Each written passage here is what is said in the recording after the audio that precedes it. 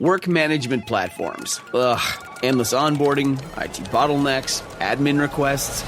But what if things were different? We found love in an open space. Monday.com is different. No lengthy onboarding. Beautiful reports in minutes. Custom workflows you can build on your own. Easy to use prompt-free AI. Turns out you can love a work management platform. Monday.com, the first work platform you'll love to use.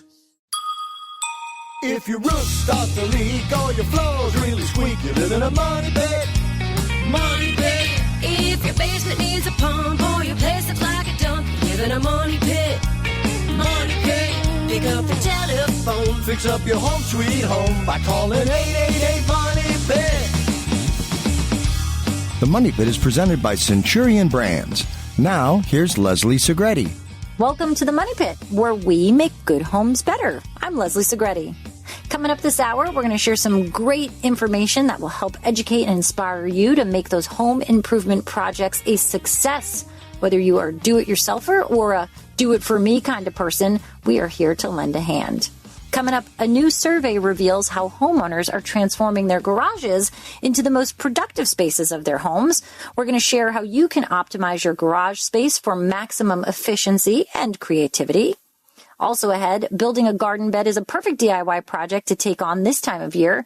It's relatively simple and it gives you space to grow veggies and flowers or pretty much anything you'd like. We're going to walk you through those step-by-steps.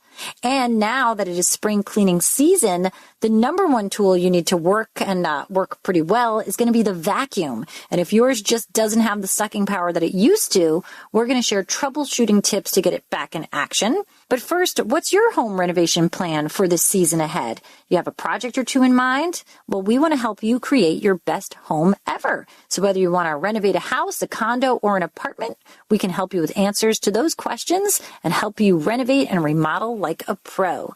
Jim, who's on the line? Out in Maryland, Leslie, we have Robin, who's doing a flooring project. How can we help out, Robin? So I have the whole house. It's a condo in Ocean City, so from the front door to the back door, all needs to be done.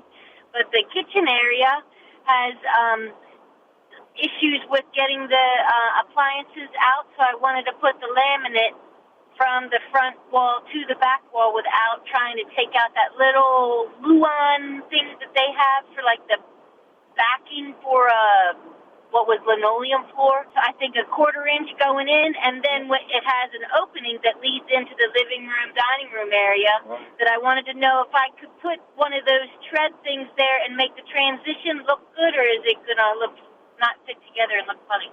I didn't want to take up the luan in the kitchen that goes underneath of all the cabinets. Yeah, I hear you, but the only thing here is if you put the laminate right on top of that, you need to make sure that you're not blocking your dishwasher in. Because if you have a floor that's higher than the dishwasher, and it's okay if you have like those screw legs, that adjust the height of the dishwasher, you can kind of give yourself an inch or so of room where you can adjust those legs up or down and get it out without having to deal with removing the countertop over that flooring.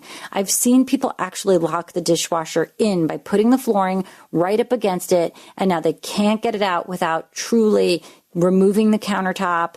But in terms of your question about the sill, yes, you can put a transition piece across. That's, probably a good idea because there's going to be so much traffic in this room. It will make sure that that area of the floor doesn't start to buckle or wear more quickly than the rest of the room. I would probably just choose something that matches the color. I don't know if you're going to find the exact product that you're using made in the sill version, but you could probably find something close. I mean, generally you get those sills from the manufacturer at the same time as you're getting the flooring. But if you've got two completely different things, I would go with something that sort of matches whatever else is in the room. Maybe it's metal, or maybe it's marble, or maybe it's a different color wood that you're pulling an idea from a different room, or the room that it, is adjacent to, or the cabinets. But you'll find something that will go. Should I have it be wide, like the 4 inches of the wall opening? Yeah, again, it's got to be about 4 inches wide. I've got a transition in my house that's about 8 inches wide because I've got to cover the whole depth of the floor, and it just happened to work out well for that space. But a threshold should definitely be about 4 inches wide. Otherwise, it's going to simply be hard for you to attach it. And if you've got a really thin piece of trim in there already, you want to make sure that it's wiggle free. There's just a ton of foot traffic in this area, so that width is going to help you keep everything very stable. Hey, that's very helpful. So lift the feet on the appliances before I install the floor, and widest transition possible. Yeah, obviously take the refrigerator out too. I mean, you don't want to block in any appliances. You're going to be super sad if you have to get, if chances are, say, you get this beautiful floor down, and then a month or two later, the dishwasher dies, and then you just can't get it out, and you've got to kind of take everything apart, whether it's the counter or the flooring. Let's just do it right the first time. Yes. Yeah, you helped me very much. Thank you. All right, Robin, good luck with your project. Thanks so much for calling us at 888-MONEY-PIT. Because you know darn well I would break the countertop, Leslie. Of course you would. I mean, I feel like that's just what's bound to happen. And it's always like that. You start one small project and then, something happens and you break something or you drop something or... It's my life story. Yeah, samesies, Jim. Okay, we're going to go up to Maine, and we've got Lee on the line. He's got a window quandary. What's going on, Lee? I have a really nice home. It was built in 2000. It's a 3,000 square foot hip roof colonial, well built, except I think for the windows. I have low E glass windows, not the highest quality windows. I think the builder could have done a better job there. And I notice during the day that I have a lot of, when I wake up in the morning, I have a lot of moisture on the windows, and I've read on your website about how to treat that. And one of the things you mentioned was perhaps upgrading the windows to a replacement window. And I've thought of that, but at the same time I have a concern. If you do a replacement window, do you lose some of the window area? And if you don't use the replacement windows, would you have to take out the moldings around the windows and start from scratch, basically? All right. Well, first of all, is the moisture that you're seeing, is that condensation that's on the inside of the glass, or is it more of like a fog condensation that you're seeing between the panes of glass? It is on the glass, on the lower part of each upper and lower window. It's your basic window with a sash that has a lock, and I'm seeing it on the upper window and the lower window at the bottoms. All right, and you're sure it's not in between the glass? It's not like you have a thermal pane window where you have like two panes of glass with some space in between? No. All right, so then maybe what's going on here is you just have high humidity inside your home, and that's worth taking a look at things like making sure your kitchen vent fan is vented to the exterior of the house. Same with a bathroom fan. It's got to be vented to the exterior. And look at all the different ways that moisture could be getting into your home. Generally, poor drainage conditions at your foundation can turn your foundation simply into sort of this big evaporative pad that soaks up all the water and then evaporates it directly into your home. And all of those reasons and more give you sources of high humidity, and simply eliminating some of that can definitely help a little bit. Now, in terms of those windows, I'd say a couple of options do come to mind. I mean, there's such a thing as an interior storm window that you could be considering, which would be less expensive than replacing your entire window. And that's something you might put in just seasonally, because I suspect this is more of a cold weather problem than a warm weather problem. Now, secondly, you asked about how a replacement window would work. Well, to be called a replacement window, by its very description, means that we're not taking apart the siding and the trim from the inside or the outside. If you do all of that, that's a new construction window. A replacement window is going to fit inside the opening of the existing wood frame exactly. In a perfect world. Yeah, right, Jim. You always have to make sure that it's measured correctly by the professional that's going to install it. Because if there is an issue, which sometimes there's measurement issues, at least it's on them to kind of fix it. If you measure this yourself and it's off, it's on you. You now own a window that doesn't fit and a new window that does fit. So, I mean, you can either do a replacement window or an interior storm window, but once you do all of that, you kind of just have to really work on reducing those humidity levels inside that are contributing to making this problem, and then all of that will go away. Well, I appreciate that. I like the idea of the replacement window. There's two reasons. One is my current window, they don't make. The company doesn't even exist anymore. So maybe by getting that upgraded window, I would get a much better product. And I notice where I lock the windows, I guess that piece is called a sash, the windows don't fit together very well either.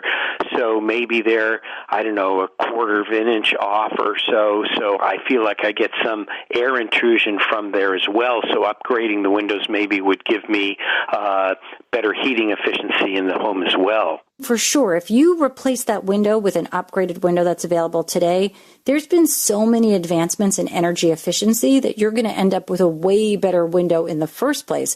So I would start by looking for a window that's been certified by Energy Star, and you're going to see a label right on the window for that.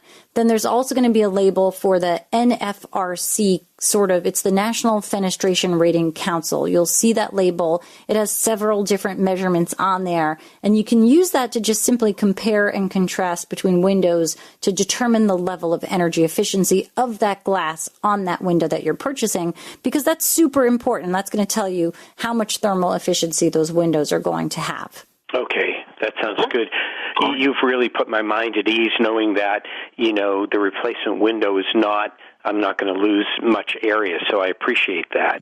Well, you're very welcome, Lee. Good luck with your project. Sounds like you have a beautiful home. Okay, thanks again. Great talking with you. Bye. And Leslie, could you imagine on career day at school, a kid saying, and my dad's a fenestrator? No one would know what that means. Right. Right, but now Lee does. Now Lee knows what the National Fenestration Council does. Well, he certainly does now. Work management platforms. Endless onboarding, IT bottlenecks, admin requests. But what if things were different? We found love in an open space. Monday.com is different. No lengthy onboarding. Beautiful reports in minutes. Custom workflows you can build on your own. Easy to use prompt-free AI. Turns out you can love a work management platform. Monday.com, the first work platform you'll love to use. Hey, you're tired of living in a money pit? Well, we're here to help. And if you want us to help out, it would be awesome if you could leave us a 5-star review on Apple Podcasts. Just go to moneypit.com/review. It's only going to take a minute, and it means the world to us. Jim, let's get back to the phones. Oh, no, the women from New York teaming up on me again. We've got Kim on the line in New York. How can we help out, Kim? I have a water heater. It's a oil-fired, I guess what you would say. And 2 years ago, we just got city water lines at my home. The rest of the years, the house is 56 years old. It's been well water. And I'm getting a staining or discolored water. All right, Kim, are you seeing this only from the hot water side? Yeah. I put a paper towel in the sink and I drip the water and it's all discolored. Well, you definitely have some rust in there somewhere, and I'm not quite sure if that's coming from the water heater or if that's coming from the plumbing line, but that's probably what's happening. Now, if you let that water run for a long time as opposed to just dripping, is it still discolored? Yeah, I let the water in the bathroom sinks just run as then for quite a while. All right, and there's a film, like a colored film. How old is that water heater? Well, I don't know where to look for the age of it. All right, but what would you guess? Probably 06.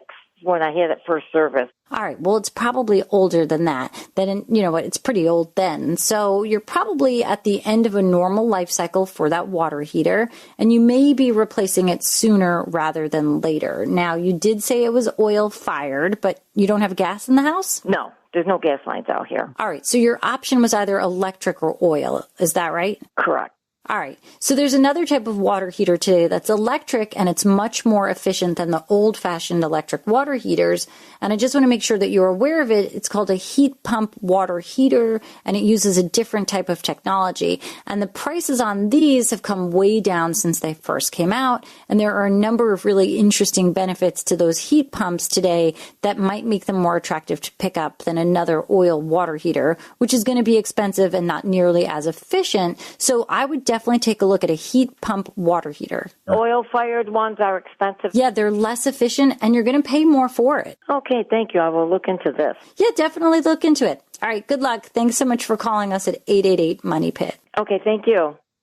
Well, the garage has long been associated as a birthplace of innovation. I mean, just think about it. It's where the first Apple computer was pieced together and where Nirvana honed their craft before skyrocketing to fame.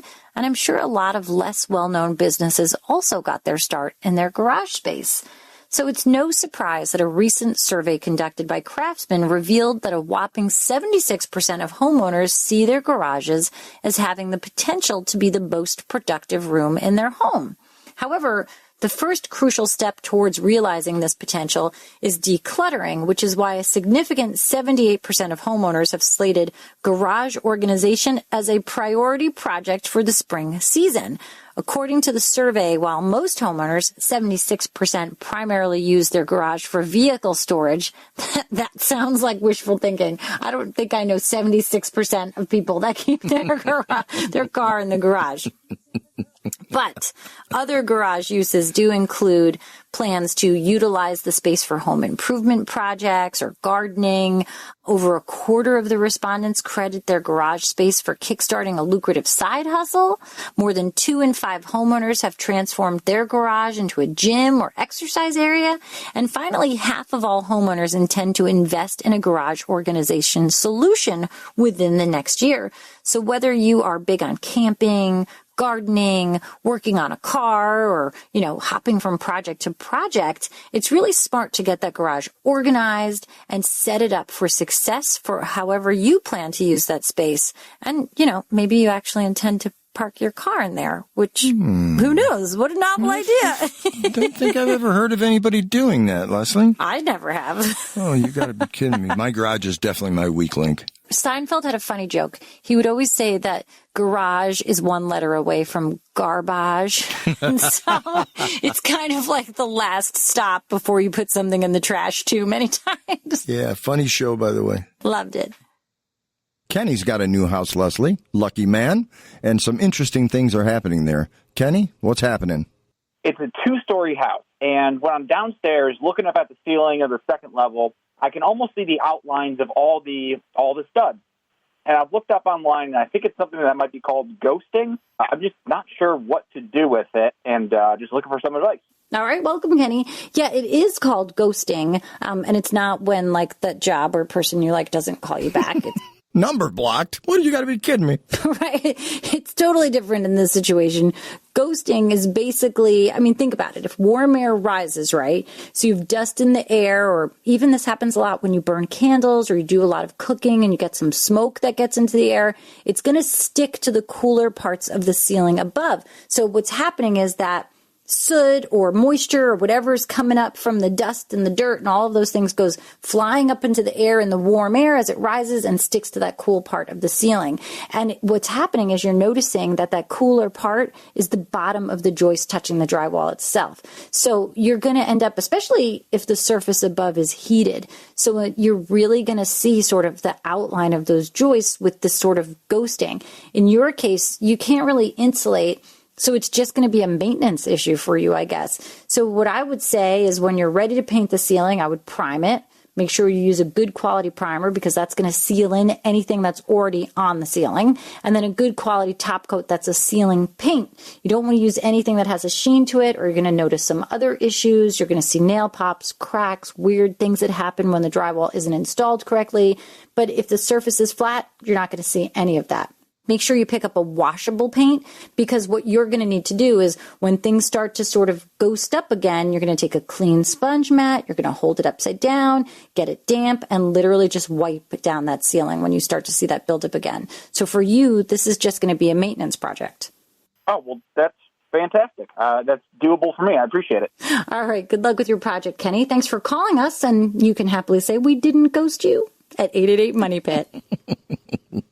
Did you know Fast Growing Trees is the biggest online nursery in the U.S. with thousands of different plants and over 2 million happy customers?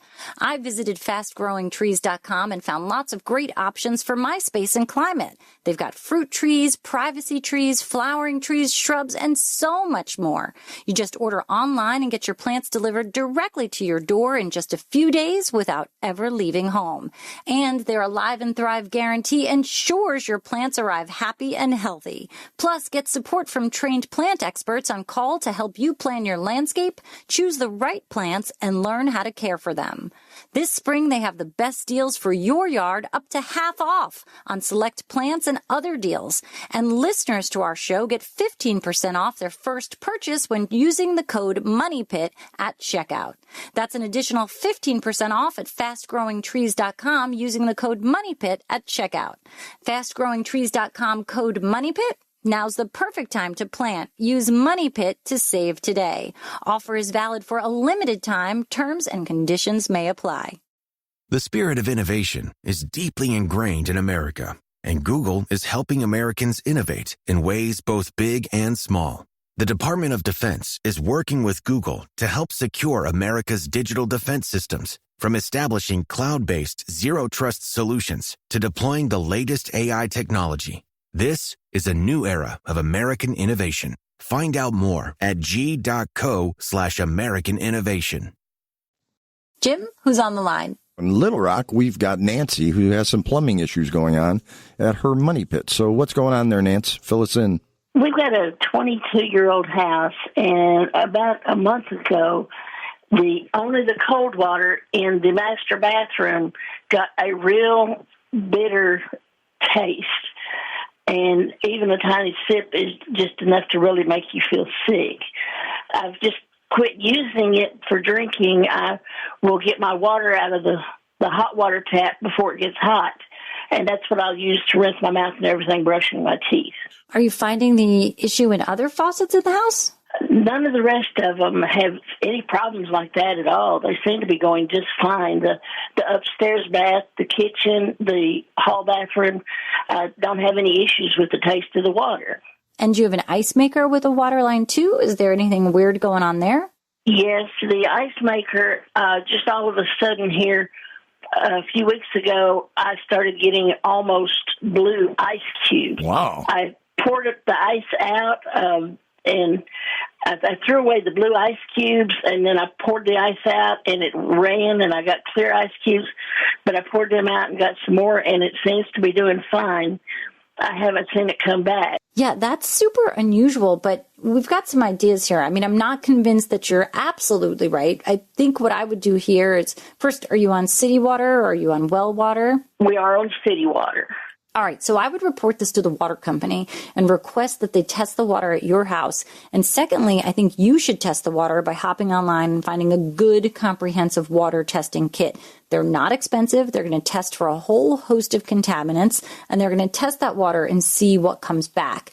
And if you ever see something odd again, like with that nasty tasting water, if you taste that cold water and it tastes really bad, grab some of that immediately and send that in for a test. And I would do a little research on your own by testing the water to see if we can figure out what's going on, because it definitely doesn't sound right. Sometimes fixtures deteriorate and you get more metal and more metal leaches into that water, but I don't know what's happening here. It doesn't hurt to replace that fixture in the master bath, but I'd be really concerned about that water condition in the whole house, so I would definitely start there.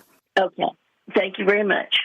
Well, building a raised garden bed can be a super simple DIY project. It's perfect for adding greenery and growing your own veggies and herbs and flowers. So here's a step-by-step guide to help you create your own raised garden bed.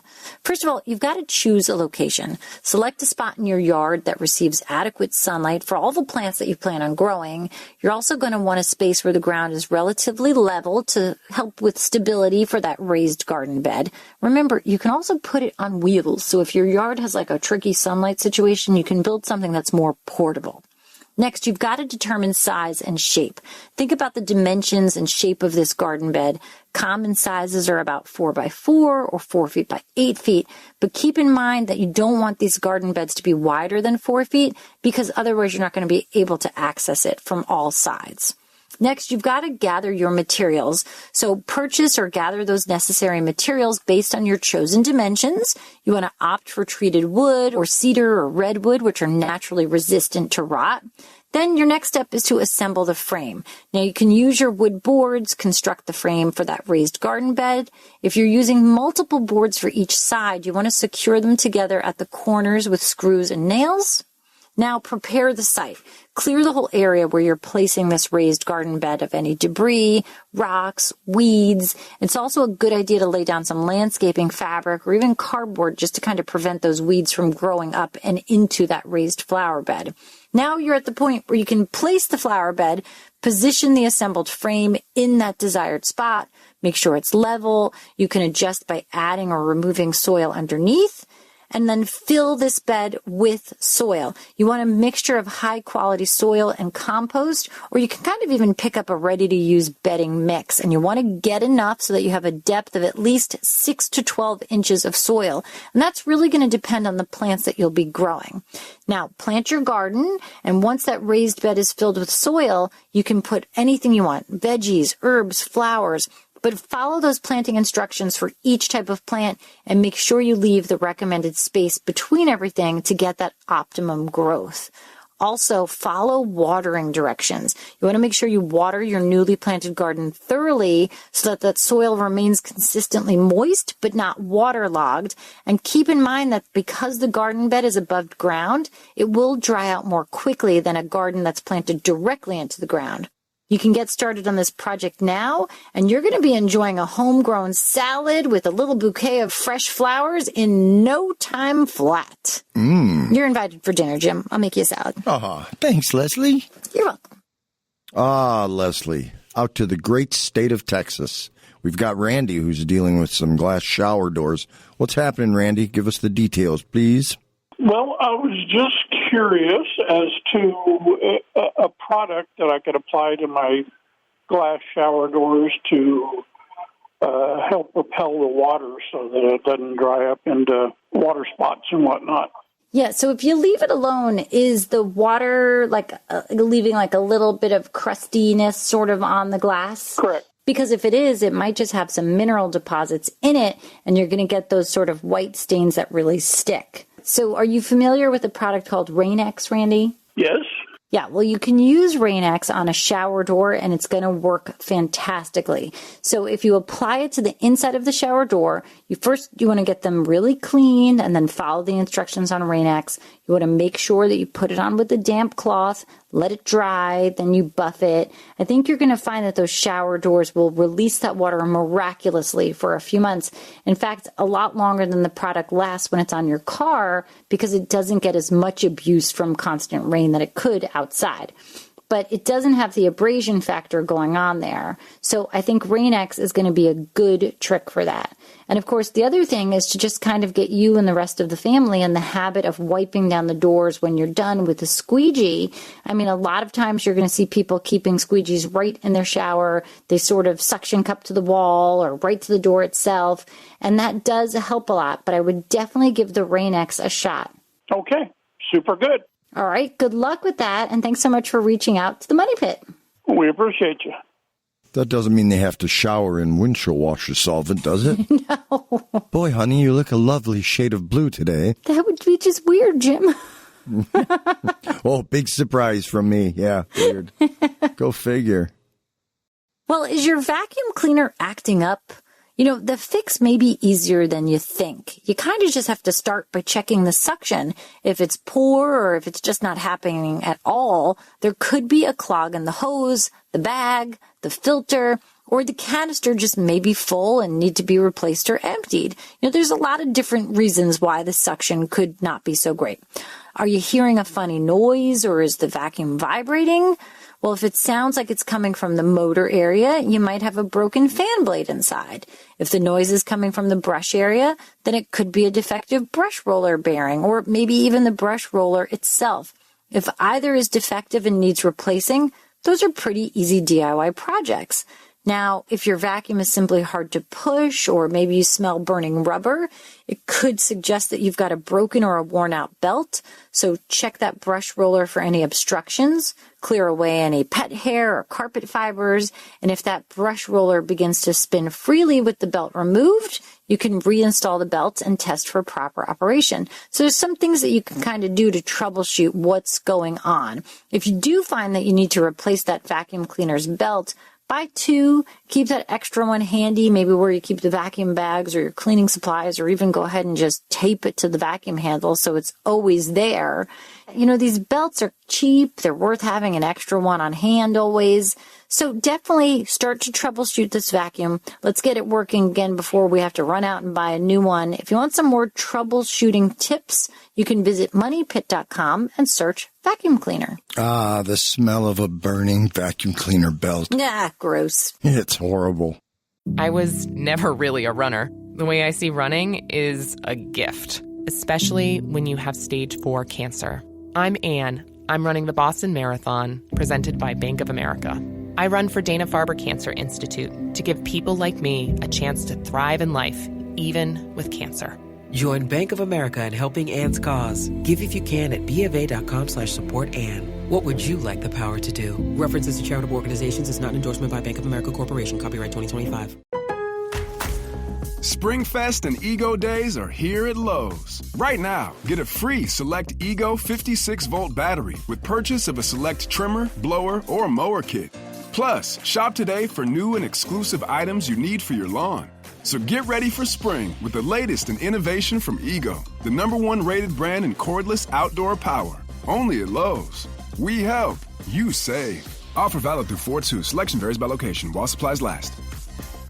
All right, now we've got Lee who reached out to us through moneypit.com/ask or through the app. So this is awesome, and it's a Vox Pop recording. So let's listen to Lee. I have cement board siding on the exterior of my home. I have a German Shepherd puppy that gnawed the corners off of 4 pieces of the siding in the middle of a wall. The corner, what I mean by corners, it's about a triangular corner about 1 inch deep on each board. Obviously, I can't remove the board off the home, so how do I repair that to get it looking somewhat normal? Well, Lee, I think, first of all, it sounds like you have a really cute pup who needs a new toy because just chewing on the corners of your walls isn't going to work. So first, we've gone to the pet store. We've got a new toy. But I think repairing the damage is going to depend on how much of it is actually physically gone. If it's a small area, which it sounds like what you're describing, there's a product called Wood Epox. It's a 2-part product. And basically, you take a scoop out of each little pint-sized container and you mush it together and it becomes like a putty, and you just kind of keep mushing it and mixing it until it becomes activated, and then you use this putty to actually form that corner. Now, depending, it could be a little difficult where you have surfaces that are adjacent to, different things, or maybe you get different movement. It depends. I mean, if you can reform this corner, that's what's really cool about the Wood Epox. It just depends on the area that you're working on. Because if you can get into the spot and make that corner, it's going to be great. But if it kind of butts against a frame or something, you're going to have a little bit more of a difficult time. And once it dries and cures, you can sand it, you can chisel it, you can saw it. I mean, basically it becomes just like wood. And then of course, you're going to have to paint it. Now, the other part of it is that you obviously can't remove the siding. I mean, you can remove the siding. It's not an easy project, but it can be done. It's done all the time. And typically the way this happens is the first piece comes off and then usually it's kind of damaged. It can't be replaced. I mean, it depends if it's clappered, for example. I'll give you a trick of the trade, though, for clappered siding. If you have nails that go through the clappered, what we would recommend in a case like this is to take a very long, thin-set nail and just drive the nail all the way through that first board and the second board underneath that. And then what that does, it tends to release the board that's like tucked up under it, and then you can take it out. And then what you would do is cut a new piece, and then you can kind of stagger that joint. So if the first piece, maybe you're going to put down like a 2-foot piece on the end of a building, the second layer down, you might put that joint 4 feet from the end of the building, and so on. So you don't end up with everything sort of stacked on top of one another. You may also need some professional help here if none of this makes sense to you, but I can tell this kind of thing happens all the time. It can be repaired that way. I would give the wood epoxy a shot first because, nothing ventured, nothing gained. And of course, take that puppy on a field trip to the local pet store and find something good to chew on. Thanks so much for calling us at 888-MONEY-PIT. I'm Leslie Segretti, and I've got Jim Kenzie here who's going to throw me an email question. Who's up this hour? We've got one here from Phil who writes, can I use hardwood planks in my basement? We've extended our gutters and added a French drain, which empties into 2 different sump pumps, so water shouldn't be a problem. All right. Well, good job here, Phil, on taking all of those necessary steps to keep your basement dry. But that said, you really can't put solid hardwood planks below grade because even if you don't have water, you certainly have high humidity just because it's, built into the ground. That concrete is eventually going to hold enough moisture and humidity to make those boards want to twist and warp. So not the best choice to put a natural hardwood downstairs. If you do want a natural wood look, the best type of wood flooring, and really the only type of wood flooring that you can put in a basement, is called engineered hardwood. It looks just like regular hardwood from the top side, but it's laminated. So think about it. The top layer is real wood, and then below it you've got different layers that are glued together and sort of at opposing grains, so it makes it super structural and really, really durable. And it's much like that because the top layer is the hardwood that you want and that you love, but all of those underlayers are dimensionally stable, which makes it perfect for a below-grade space. Now, there's other options like engineered vinyl plank.